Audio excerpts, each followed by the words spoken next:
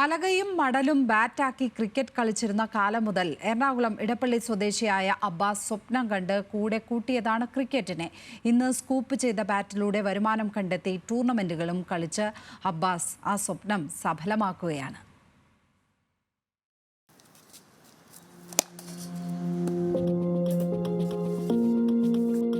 പേര് അബ്ബാസ്, സ്ഥലം ഇടപ്പള്ളി, എറണാകുളത്ത് ഇടപ്പള്ളിയാണ്.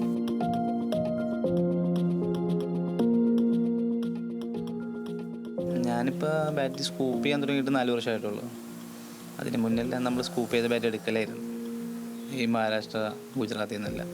ഞാൻ ആദ്യം ഒരു 3 ബാറ്റ് എടുത്തിട്ട് നമുക്ക് ഓൾറെഡി സ്കൂപ്പ് ചെയ്താണ് ആ ബാറ്റ് വന്നത്. അപ്പോൾ അതിലൊരു ബാറ്റ് ഞാൻ കളിക്കാൻ എടുത്തിട്ട് 2 ബാറ്റ് വിൽക്കുകയാണ് ചെയ്തത്. അപ്പോൾ അതിനുശേഷം ആ സമയത്ത് വേറെ ജോലിയൊന്നുമില്ല, അന്ന് 21 വയസ്സൊക്കെ ഉള്ളു. അപ്പോൾ പിന്നെ ഞാൻ കളിക്കാൻ പോകുന്നതുകൊണ്ട് വേറെ കുറച്ച് ബാറ്റും കൂടി വരുത്തി, 2 ബാറ്റ് പോയി. അങ്ങനെ പിന്നെ ഒരു 5 ബാറ്റ് എടുത്ത്, പിന്നെ അതിൽ നിന്ന് 5 ബാറ്റ് വിൽക്കുകയും ചെയ്ത്, പിന്നെ ഞാനൊരു 10 ബാറ്റ് എടുത്ത്. അങ്ങനെയാണ് ഇതിലേക്ക് വരണത്. അത് നമ്മൾ കാശ്മീരിൽ നിന്ന് ഡയറക്റ്റാണ് എടുത്തു തുടങ്ങിയത്. ആദ്യം മഹാരാഷ്ട്രയിൽ പോയി അവിടെ ചെന്ന് ബാറ്റ് ചെയ്യണ ഒരു മെയിൻ ആളുണ്ട് മഹാരാഷ്ട്രയിൽ.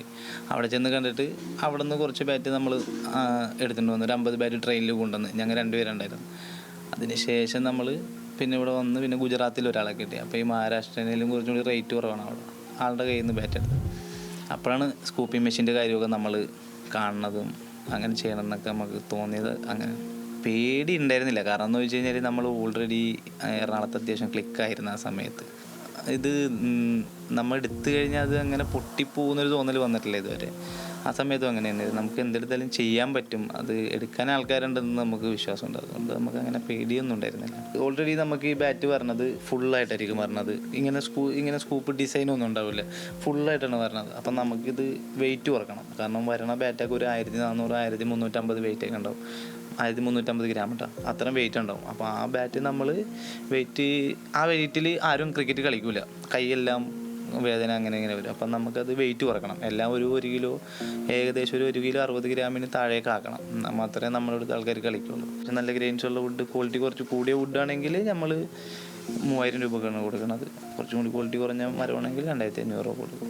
ഈ മരമെല്ലാം ബാറ്റ് ഉണ്ടാക്കുന്ന ഓൾമോസ്റ്റ് മരങ്ങളെല്ലാം കാശ്മീർ, അവിടുത്തെ കാശ്മീർ വില്ലോ എന്നാണ് അറിയപ്പെടുന്നത്. അപ്പോൾ അവിടുത്തെ മരത്തിലാണ് ഇതെല്ലാം വരുന്നത്.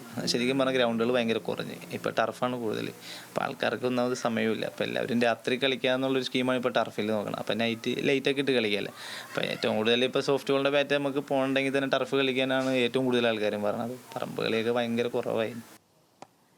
സ്കൂപ്പ് ചെയ്ത ബാറ്റുകളാണ് ഇപ്പോഴത്തെ ടെന്നീസിന്റെ ട്രെൻഡിനൊപ്പം വളരുകയാണ് കൊച്ചിയും ടെന്നീസ് ക്രിക്കറ്റും. പിന്നെ അബ്ബാസും.